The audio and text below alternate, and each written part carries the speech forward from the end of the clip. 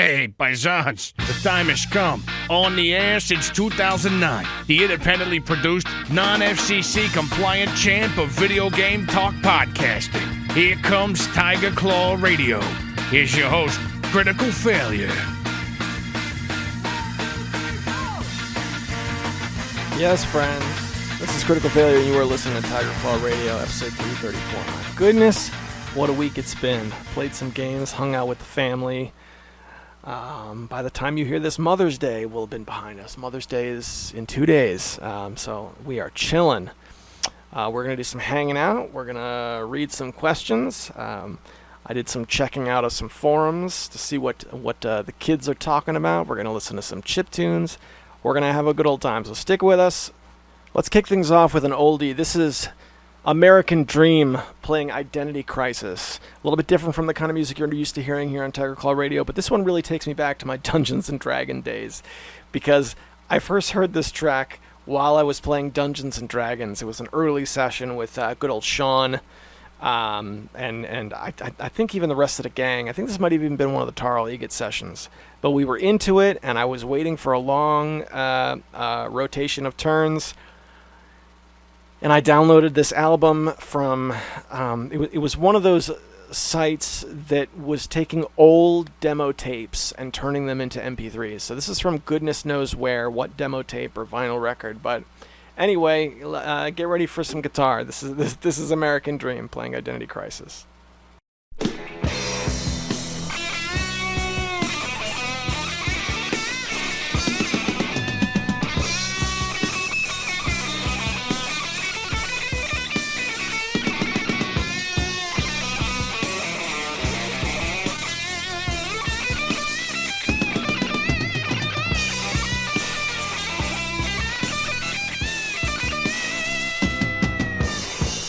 Oh my goodness,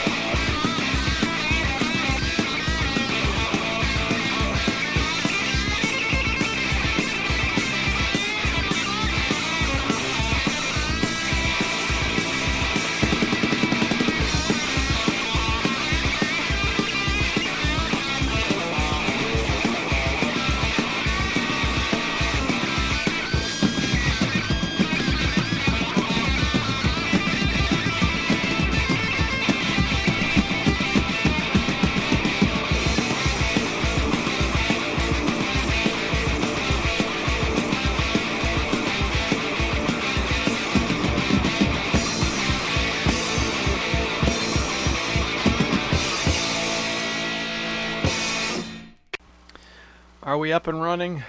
Okay.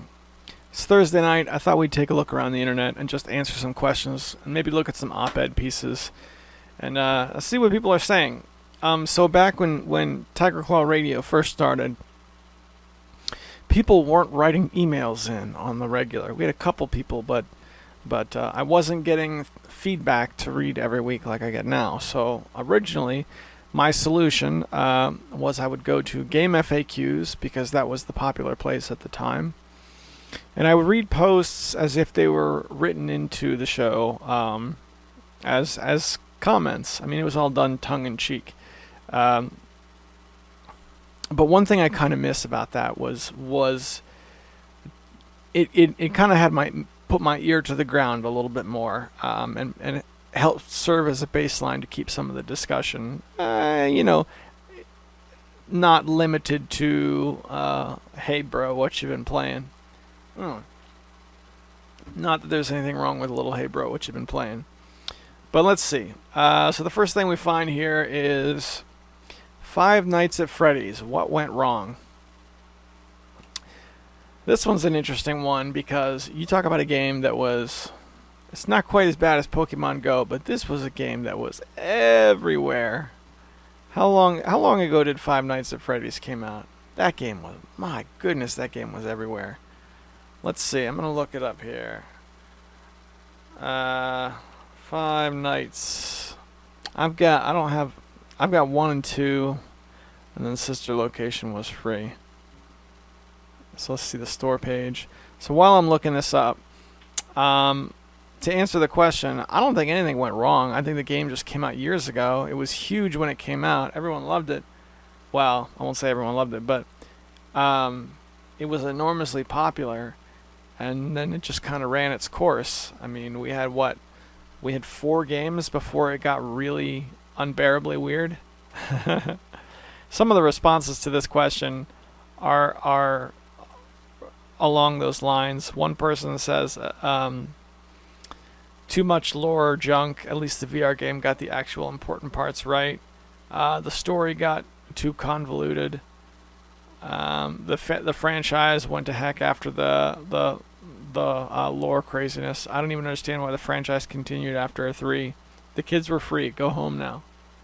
Well, I'll tell you why it continued after 3 is because it was making tons of money. Personally, I think that Scott Cawthorn guy wrote himself into a corner. Kept trying to expand on the lore of such a simple idea, and it just got weirder and weirder. That's really all I have to say about Five Nights at Freddy's. One thing that game proves is not every popular game has to cost a ton. I liked it that the first game was only $5, and that price never went up. You know, we never got Five Nights at Freddy's HD edition. It's the same game, but now it's $15. Whoa! Yeah, it was just a little $5 game. That's all. That's all it had to be. All right, here's another one. We see the box art for the original Contra on the NES. What an iconic game. You can beat this without needing the code, right? And the answer to that is no. No, I can't. But my older brother could, and he wore that on his sleeve as a badge of honor for generations to come. Many, many years afterwards. It's a good game, though. And to be fair, it's been a lot of years since I tried. That's one of the that's one of the games I have on the original hardware. I was going to say few games, but I would prefer to play Contra on the original hardware, where you have the frame-perfect response time. It's one of those games. Another perfect example is Mike Tyson's Punch-Out. Mike Tyson's Punch-Out, you got to have every frame of response time you can get. Otherwise, good luck, son. That's the way I like to play Contra. Get out the CRT. Get the NES going. No real other way to do it. Here's a good one. This is from the internet. We'll leave it at that. Let's discuss some funny anti-piracy measures in retro games. and we're greeted to an image of Spyro the Dragon. I'm sorry, Spyro, but you seem to be playing a hacked version of the game. This may be an illegal copy. Since this copy has been modified, you may experience problems that would not occur in a legal copy. You guys know what I'm talking about, copy protection. So I ran into this kind of thing the most in the early days of PC gaming. We would see this with feelies. You guys know what feelies are? Old computer games would come in these large boxes, and they would have physical items that you would have to use to decode a question or something to get into the game. For example, I used to play a game called Pipe Dream that my dad bought. That's on the Nintendo and everywhere else. I'm sure you guys are familiar with Pipe Dream. But anyway, Pipe Dream for MS-DOS came with a pinwheel. And then on the pinwheel was like a sliding decoder that you could use to get a proper combination. So you'd open the game and it would show you a pattern, and it would say, look this pattern up and this color, and then give us the code. And you punch it in, and there you go. It would let you in. So that was something that you saw quite often. The most famous example would be Leisure Suit Larry. So there wasn't anything weird that would happen in the game, but you had to answer those weird questions before the game started. Not really anti-copy protection per se, but it was to make sure you were old enough to play the game, because it was like a naughty game, or considered a naughty game at the time. Here's another one for a game that sticks out in my mind, although not very popular. Vet on MS-DOS. You drove a Corvette around San Francisco, and there was racing and early polygonal 3D graphics with no textures on them. I liked Vet a lot back in the day. And it had the same kind of thing Pipe Dream had, where you would open up the manual and it would ask you a question about Corvettes. Like, hey, what is the size of the engine block on a Sledgehammer Corvette in cubic centimeters or something? And then the manual was basically, there was a lot of just random information about vets, and you would look it up and you'd punch it in, and there you go. Now, if you got it wrong, the game would still load.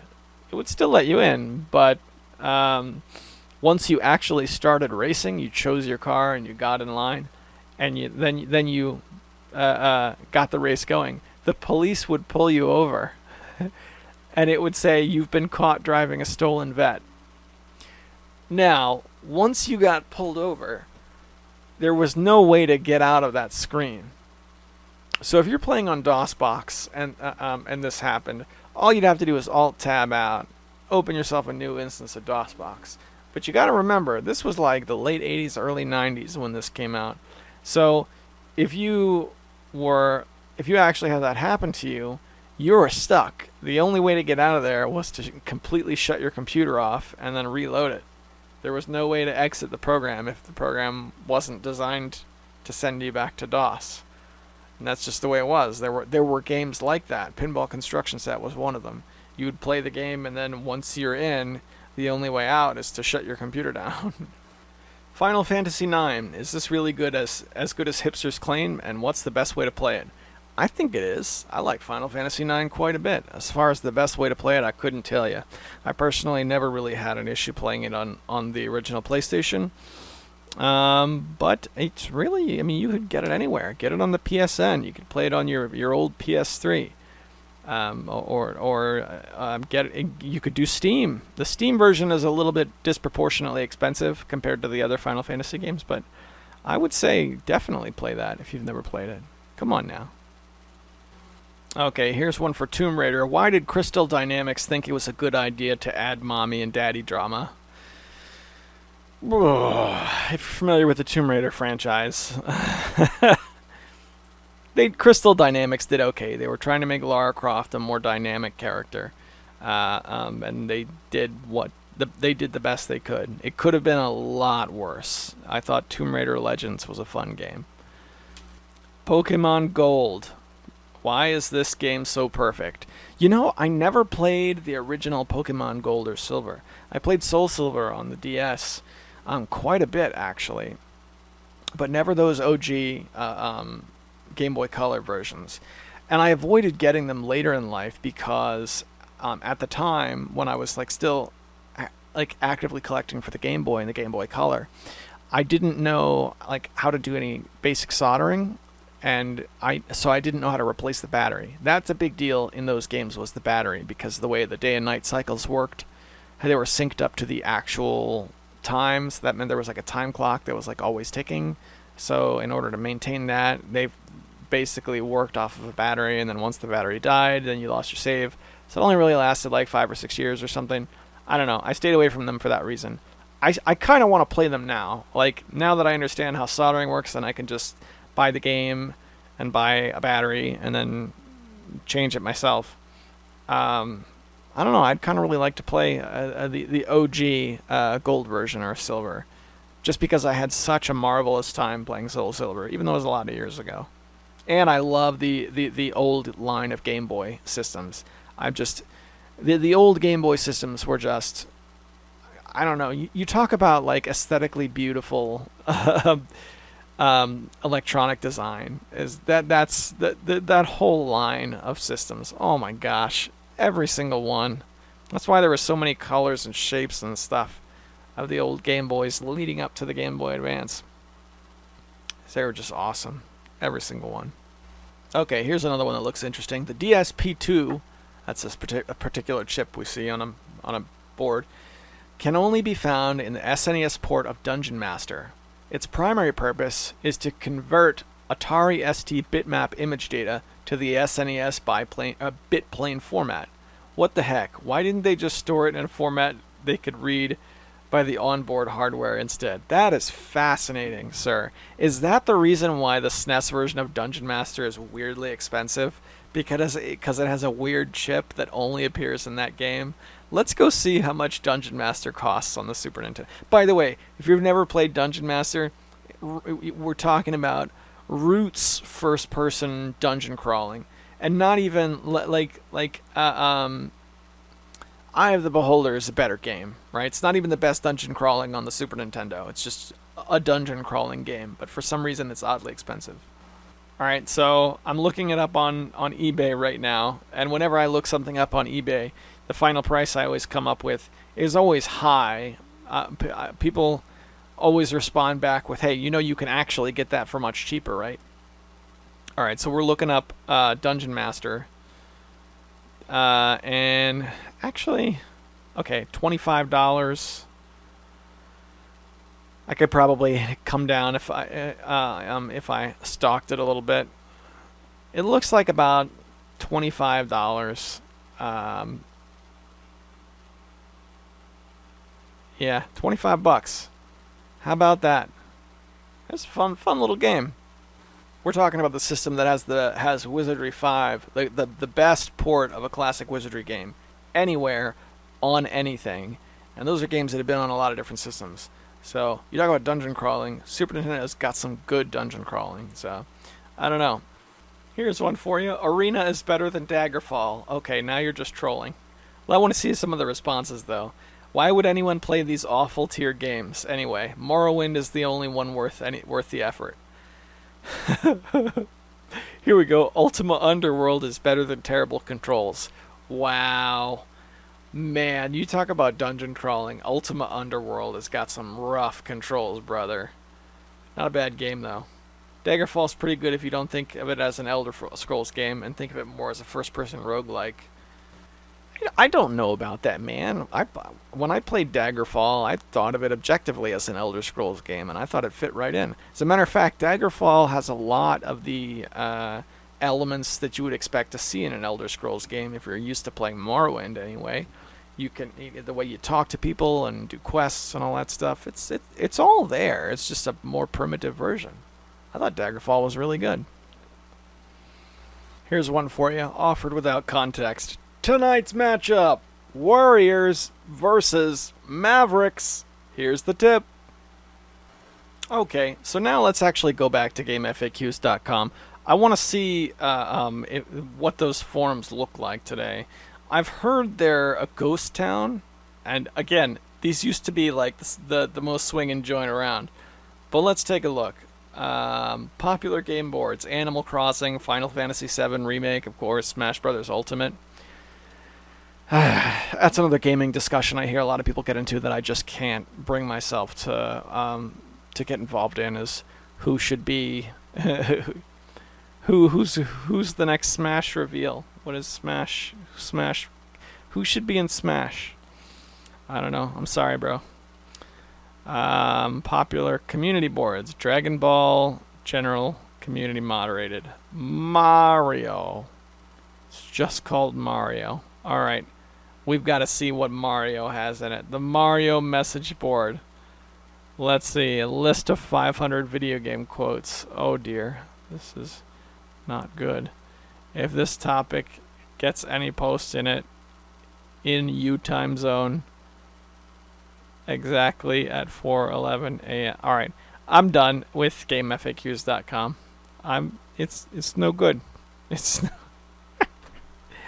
This used to be the place to be, man. It really was. You gotta understand. PC. No, let's see what's under PC. Buying a new desktop. Need advice. Help. Yeah, let's see what you need. I'm looking to buy a new computer since my laptop is starting to struggle playing newer games. I'd like a desktop. I'm open to building one, but I'm not sure. Below are 2 pre-builts that look good, like good deals, but I haven't kept up on the computer parts in over a decade. My budget is $1,000. I want to use it for gaming, video game playing, internet, and some other minor computer tasks. I don't need a mouse or a monitor. I tried buying the parts on the first computer to see if they would be cheaper on newegg.com, but it was going to cost more. Thanks for the help. And then he lists a bunch of stuff. Well, you're going to have to do some research, brother. I don't know, man. I got my computer built for a lot less than that, but took a lot of research. So, well, good luck. How much does it cost? You say it's going to be used for gaming, but I guess he's talking about playing like the latest stuff. Yeah, so I don't know. Make sure you have plenty of hard drive space these days. Jeez Louise, good luck. Yeah, I think there was a time when I really enjoyed answering those types of questions. Around the time I had just built this thing. But yeah, I don't know anything about any of that stuff anymore. Oh, here's one. The Nexus Mod Manager is no more. I haven't played Fallout 4 in over a year. I thought I'd pick it up again tonight. I went to update my mods and I tried to log in. I got an error saying this version of the API is no longer supported. I've been through all the links, but nothing is really telling me what, if anything, I need to switch over to. Is there a new mod manager out there, and how do I transfer my existing mods over? It basically just changed the name. It's called Vortex, I believe. Alright, no big deal. Nexus Mod Manager still around, just called something else. Yeah, that's why when I mess around on Nexus Mods, I install everything manually, because I don't want to have to worry about the mod manager going out of date or something like that. I actually have not been over to Nexus Mods in quite some time. I had that stint where I was playing Morrowind a couple of months back, and I went over there and got some stuff from Morrowind, but that was the first and last time I'd been to Nexus Mods in a good bit. Alright, boys and girls, that's what I got right now. Let's go back to the studio, I guess. Alright, boys and girls, we're 24 minutes in. This is the part of the show where I like to thank the sponsors. It's a Patreon-sponsored podcast. Come on now. Gotta tip my hat to the sponsors. These guys are giving to their resources to make sure every single week, no matter what, rain, shine, quarantine, whatever, TCR comes back every single week.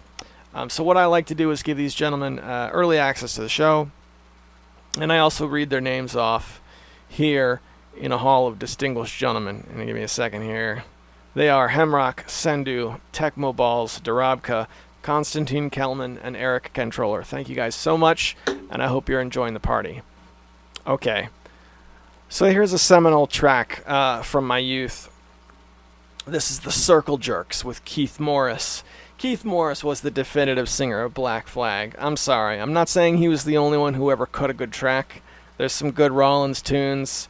I know everybody likes Ron Reyes, but as far as I'm concerned, Keith Morris was the face of Black Flag. And when he moved on and made the Circle Jerks, it just continued to be legendary as the time went on. So this is from Golden Shower of Hits. The name of the track is Bad Words, and I think it's the only track from the Circle Jerks that actually does not contain any bad words. So, okay. It's Keith Morris and Circle Jerks on Tiger Claw Radio. Backwards!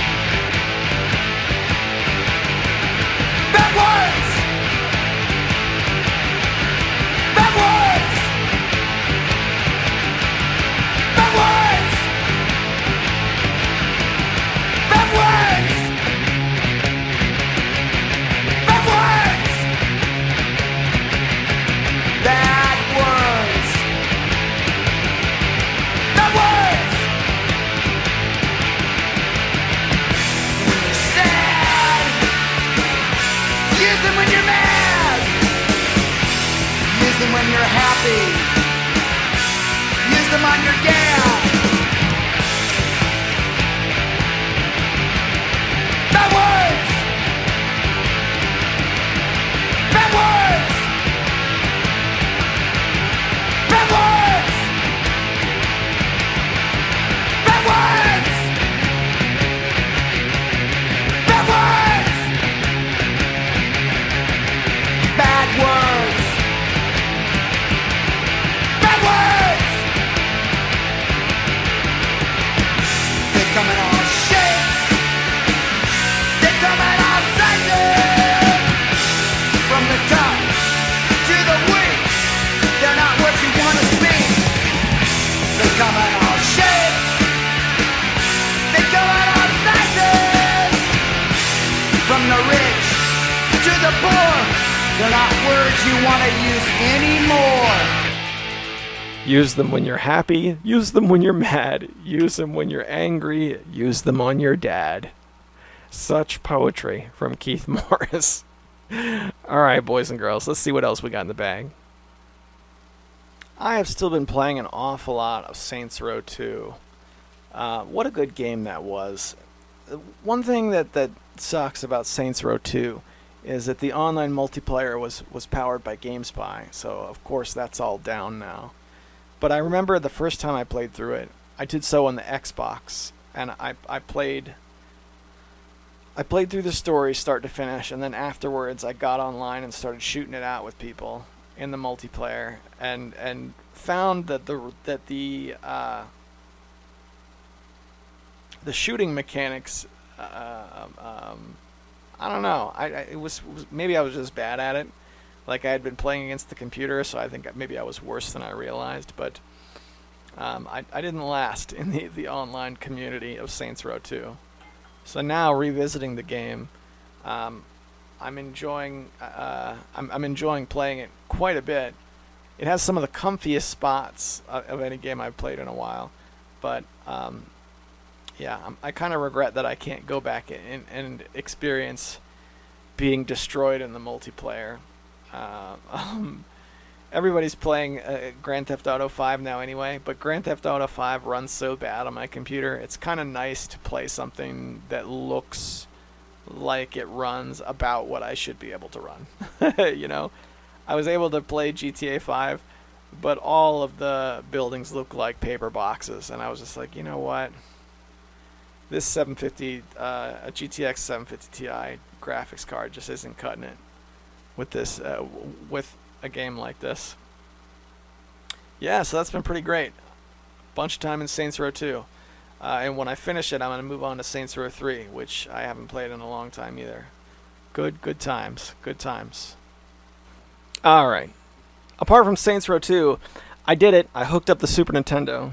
Got a little... got my little tube TV, right?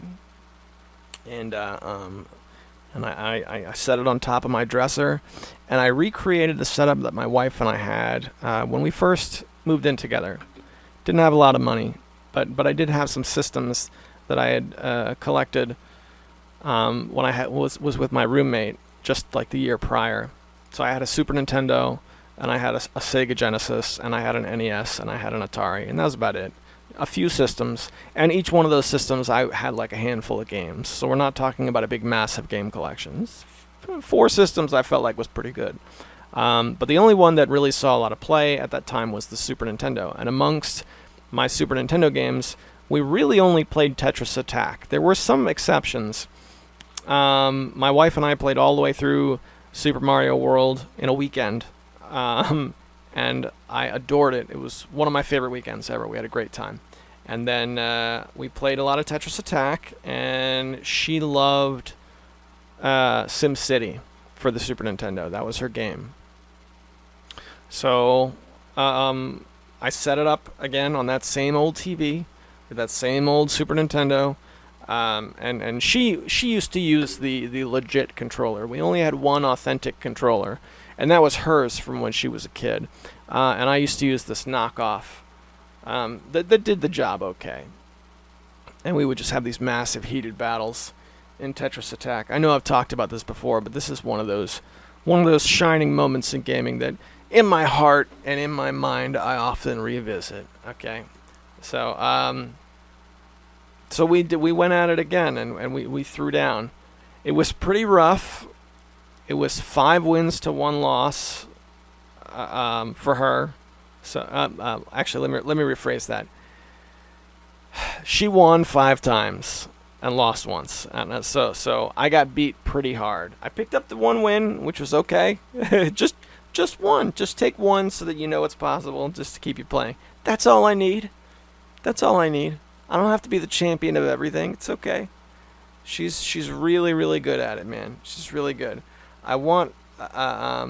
We talked briefly about her coming to MagFest with me one day, so she could compete at the Pokemon Puzzle League tournament that they have every year. Because she's not really interested in conventions or any of that stuff, but she does love that game.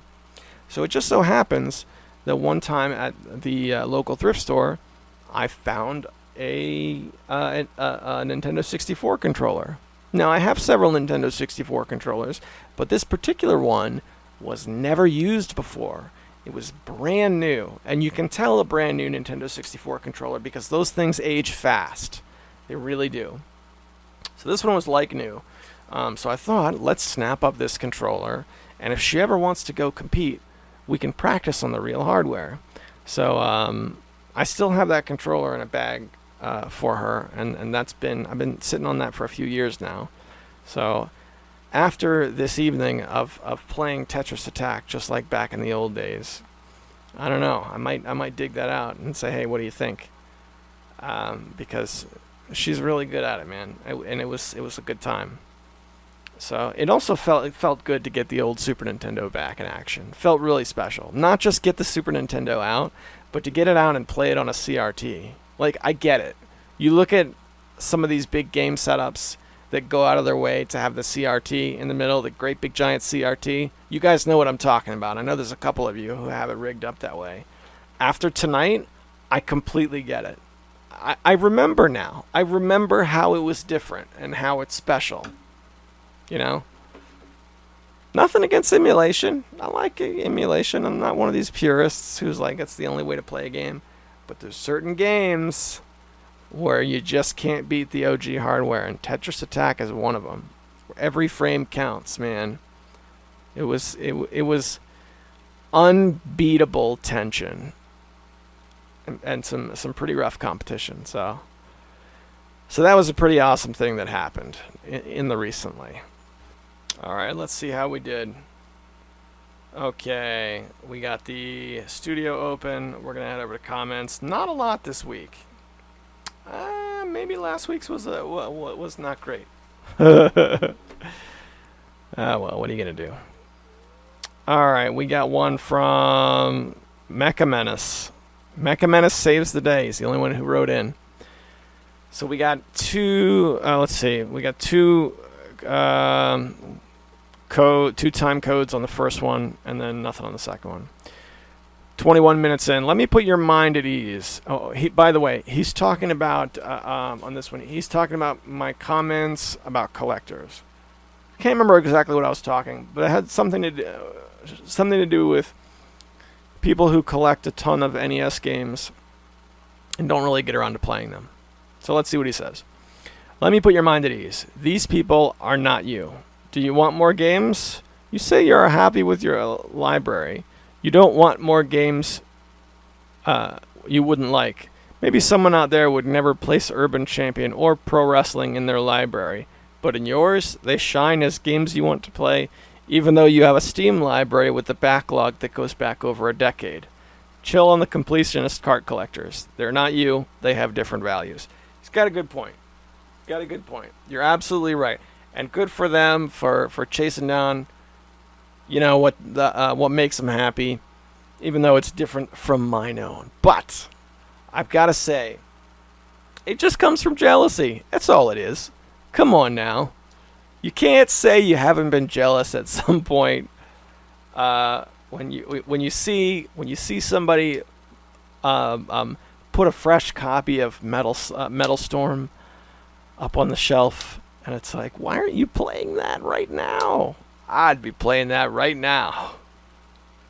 That's really all it is, man. It's just a little bit of the good old-fashioned envy. Nothing really against those folks. Oh, gosh. All right, 12 minutes in.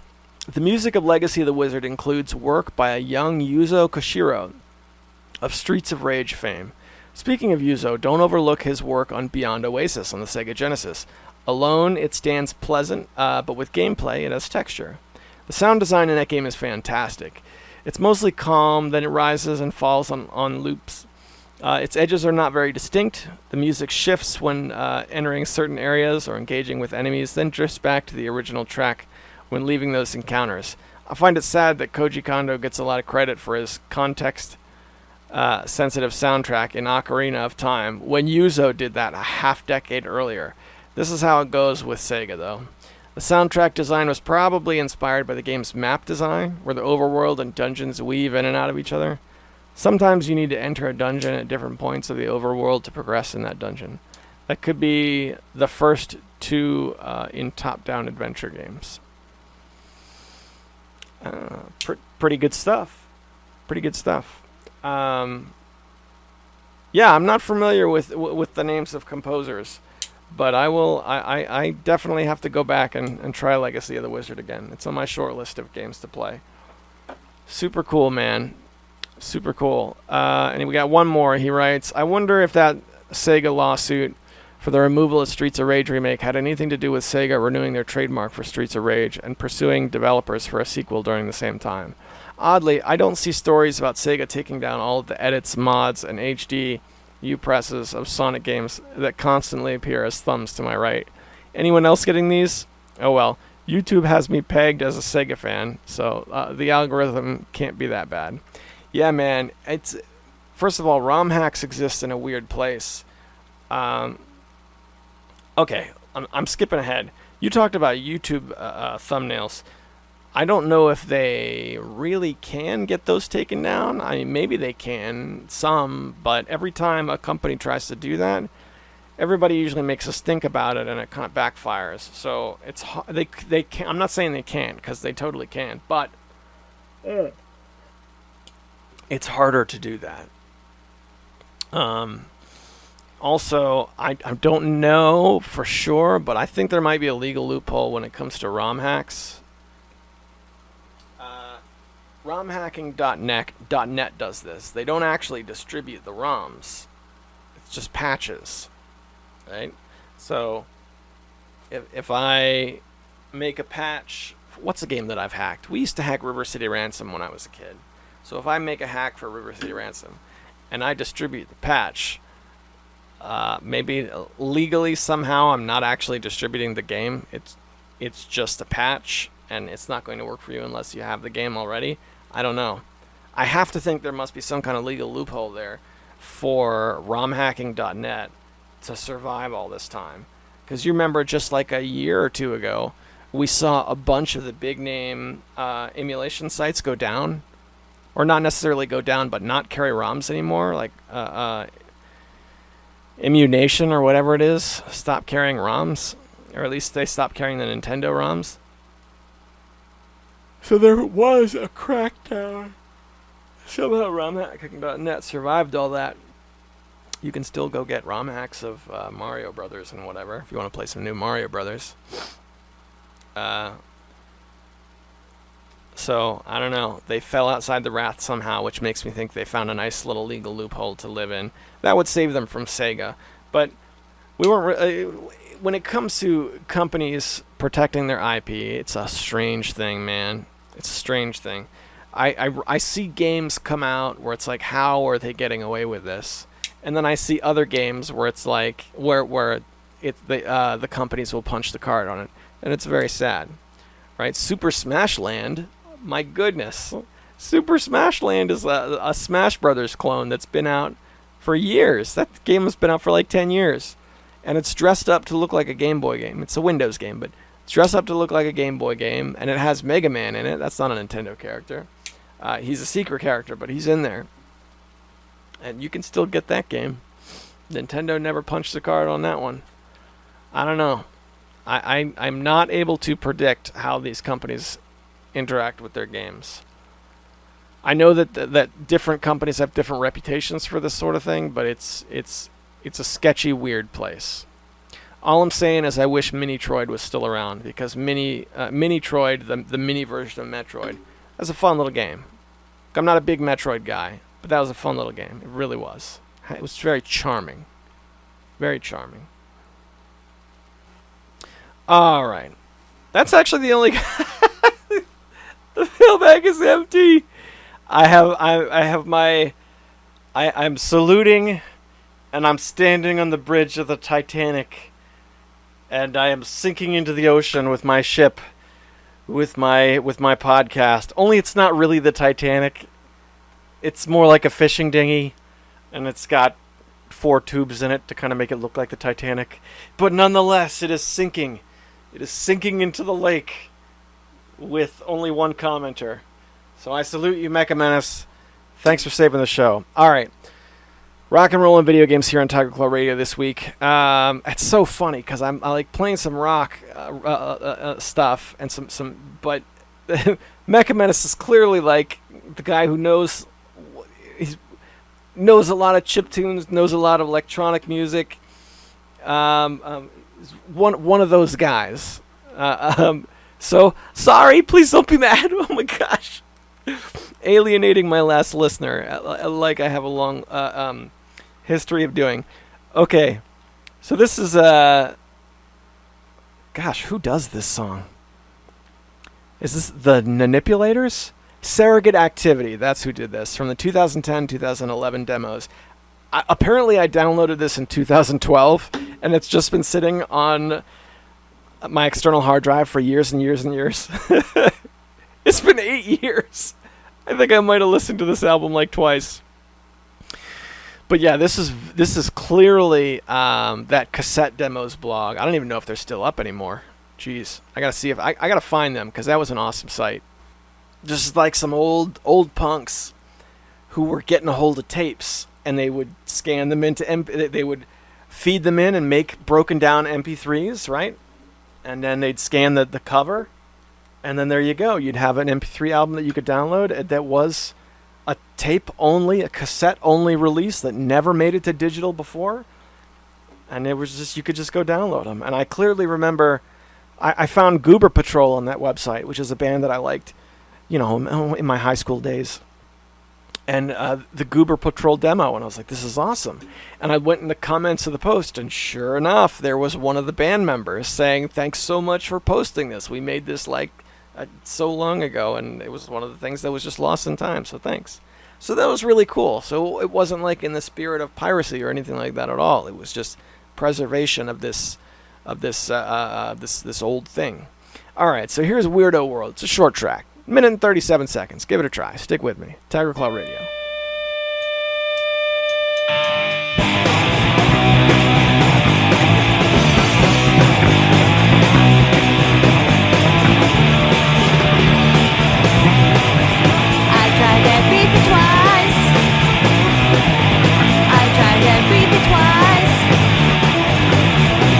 Shower getting wet.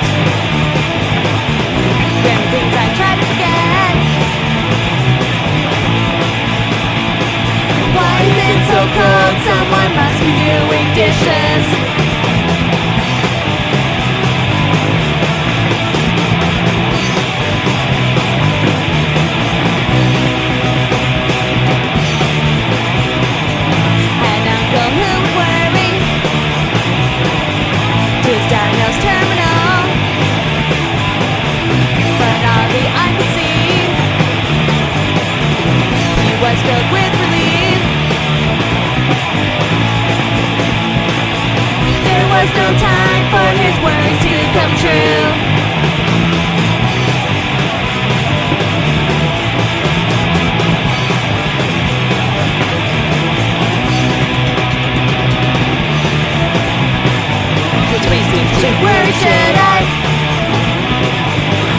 stupid, shouldn't, where should I? To be stupid, shouldn't, where should I? There we go. Are we recording now? Phantom power was off. This part of the show is being recorded the following morning. It's now Saturday morning at 6:30 a.m. Woke up at 6 today, and I woke up at 6 feeling rested, like I couldn't get back to sleep. So I guess I must have been doing okay, getting to bed when I'm supposed to. So that's good. That's good. So I'm sitting down in Panzer Studios, kind of waiting for the rest of the family to wake up, clicking through video games and whatnot, figuring out what to play with the time I have. I got a few idle games, little clickers that I've been playing. I spend a lot of time working, so it's difficult to play, full-on games. Excuse me, but a lot of times I'll make use of the time by opening a clicker, clicking a couple of things, and then just kind of leaving it open while I go about my day. So I'm checking in with my clicker games real quick, particularly Territory Idle, which Territory Idle and NGU Idle, 2 games on Steam that I play quite a bit. Back when I had a 3-monitor spread, I had to pull one of the monitors down so I could adjust to the quarantine setup. I used to play, there were a couple of times where I played Resident Evil in the middle monitor, and then I would have an idle game on the right and on the left monitor, so I was playing 3 games at once. It was awesome, man. You haven't lived until you've played 3 games at once. Alright, so let's check some idle games. Give me a second here. Alright, back again from the clicker games. I got sucked into NGU Idle for a few minutes. It's now 6:43. So I thought I was just going in to click a button or two. I got sucked in. It's cool though. I like getting sucked into games. It's nice to play a game that is good enough where you sit down and end up putting in more time than you originally had planned. I played the SNK 40th Anniversary Collection again recently. That was something I bought a little while back, and the only real game I had any fun with was the Akari Warriors games. I put like a couple of real honest tries of the original Akari Warriors. Like I played it legit a couple of times, and then I figured out there was a rewind function, so I played it exploiting the rewind function so I could get really far in it. And then I reached a point where even with the rewind function I couldn't get anywhere. Because it's a hard game. That was the first Akari Warriors. And I played Akari Warriors 3 a little bit. But that's all old news. Last night I wanted to play games that I hadn't... Well, was this last night? Maybe this was yesterday morning. Anyway, I wanted to play games in that collection that I hadn't played before. So, I wish I had it open so I could have the game list so I remember what they were called. But I started by... I think it's called Psycho Soldier. Which came recommended to me by an old buddy of mine. He said, "Hey man, Psycho Soldier was a rare game. If you like SNK, this is the kind of game that like there wasn't really a whole lot of ways to play it before this. It doesn't have a console release that I know of, so it's one of the only games in the collection where when you pick it out, you can't pick arcade or console. It's just the arcade." So I don't know. I haven't looked it up, but that's what I'm basing that statement on. So I played Psycho Soldier, and it was pretty cool. It was clearly like an 80s game. Like most of that collection came out in the late 80s, most of it. And how would I describe it? I don't want to say the graphics were primitive because they were actually really well drawn, but it was also like early pixel graphics. I would say like NES era pixel graphics, late 80s, 1987, 88, and all that stuff. It was like when they were developing black box NES games around that time. Yeah, but it was definitely, if you were around back then, you might remember to have a Nintendo and play Nintendo games. Those were fun, and there were some Nintendo games that looked great, but the arcade was really the place to be. Arcade games at the time had like a premium graphical quality that you couldn't get at home. And when I play Psycho Soldier, it gives me, like I can tell that even by today's standards, it's like, well, okay, it's a little pixelated, but I clearly remember a time where it's like, if I was playing this as a kid, I would have thought these graphics were amazing. So that was fun. I mean, in terms of gameplay, it was a side scroller, and it had like 3 or 4 different lanes you could go in, left or right. So you could like jump up and down to go between the lanes and stuff. It seemed like a mix of Contra and Mappy Land. Or not Mappy Land, just straight up Mappy was the name of that game. With the mouse, you know, where the mouse is like trying to steal paintings and stuff. I enjoyed it. I want to give that one a second shot. I tried a few other games, but that was really the only one I can remember my name. There was like an old fighting game sort of thing that I enjoyed quite a bit, but I'll never in a million years remember what it was called.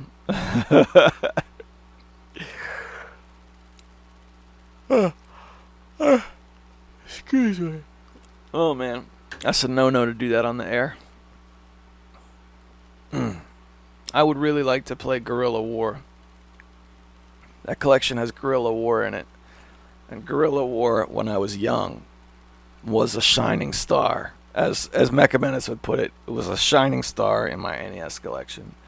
When I would look at my NES collection at the time, because I had about 60 to 65 NES games when I was a teenager, there were just a couple of games that stood out. Metal Storm, River City Ransom, and Guerrilla War. They were just like, this was a really awesome game. I really liked Guerrilla War. And I don't think I've played it through in a lot of years. I can't remember the last time I played it. So I don't remember this, but my older brothers talk about playing Guerrilla War. Well, they'd talk about playing Guerrilla War in the arcade when we were kids.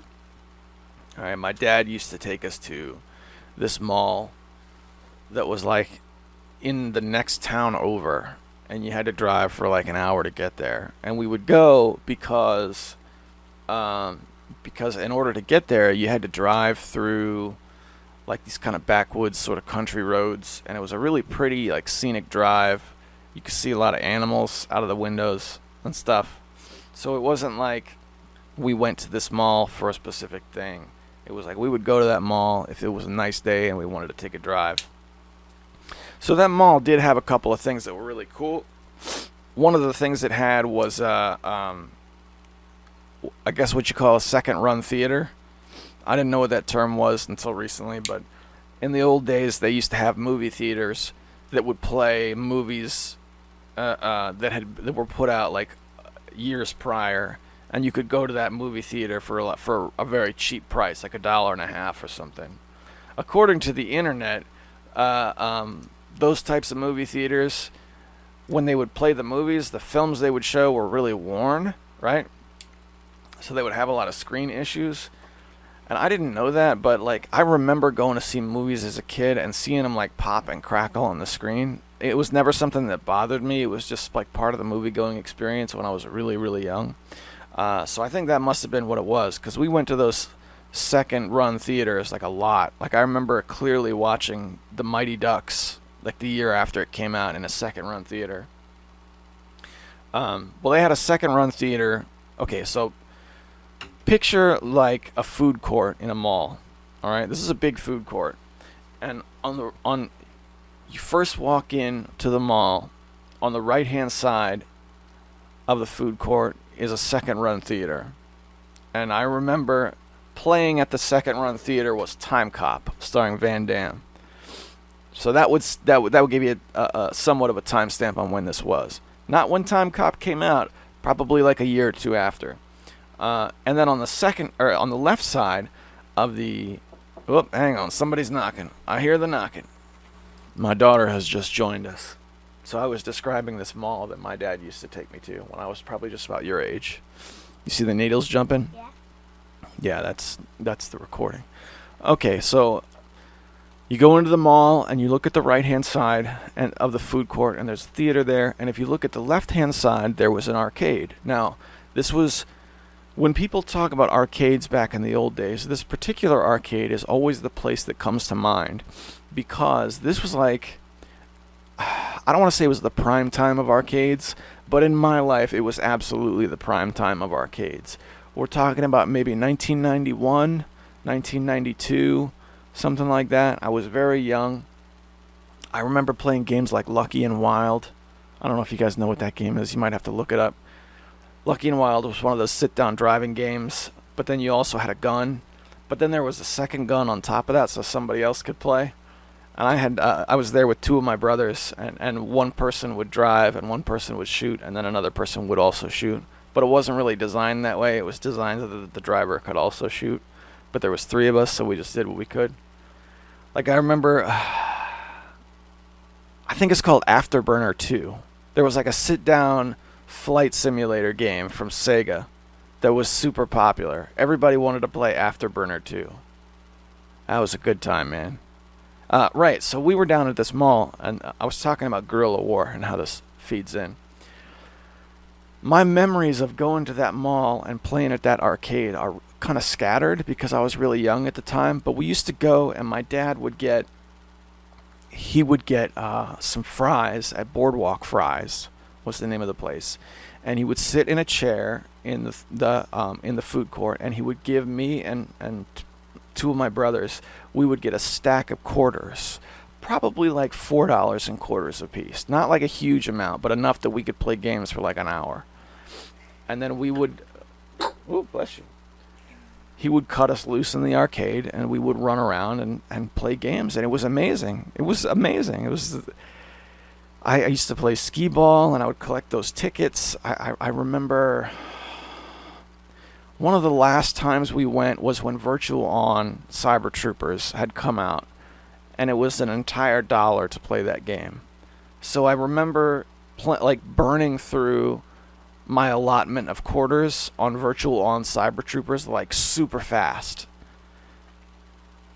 And that was my first experience with like a challenge fighting game where somebody came and like took my game away. Because I was playing against the computer, and I was, a kid, and I was having a good old time. And then a guy sat next to me. Here, you need tissue? There you go.